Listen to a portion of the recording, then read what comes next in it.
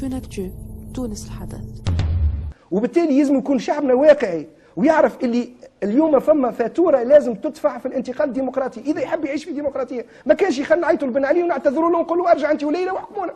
هذا خيارين لا ثالث لهما، وليلى قاعده تقعد توا باش قاعده تكتك باش تحب ترجع الديكتاتوريه وقاعده عندي معلومات اكيده انه مع شكون تقعد وكيفاش تقعد، لانه بن علي اصلا كبر لكن هي طموحها مازال كبير وولدها في الحبس.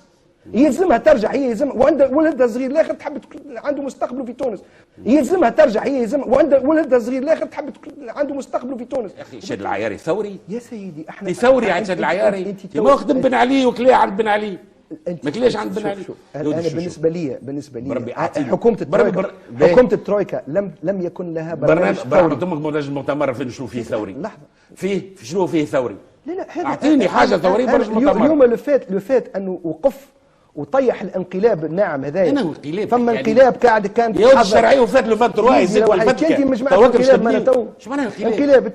الانقلاب يا ولد عملوا انقلاب في الدستور الصغير، عملوا انقلاب دستوري. بن علي عمل انقلاب طبي وجماعه على عمل الدستور هذا انتخبوهم على عام مبزع قال على عام.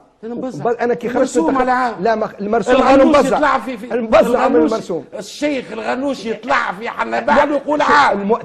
المؤتمر ما وقعش، انا مش ندافع على المؤتمر. المؤتمر ما وقع على حد شيء. كان على التطهير المؤتمر، حب يطهر المؤتمر حب يطهر. المرزوقي جاء كان بالتطهير في الاخر شد في قصر خرطاج وما عمل حد شيء. والمرزوقي هو اللي معذبهم، هو اللي افشل الانقلاب، هو اللي طهر الجيش، هو اللي منع البلاد من حمام دم، وهو اللي منع البلاد من انه لا قدر الله يصير انقلاب.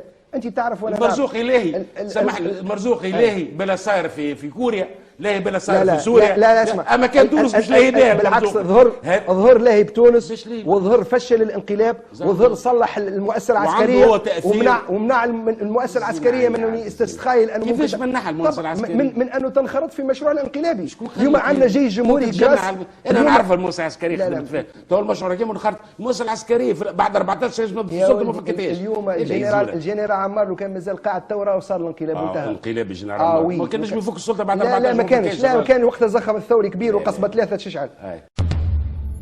تونكتو تونس الحدث.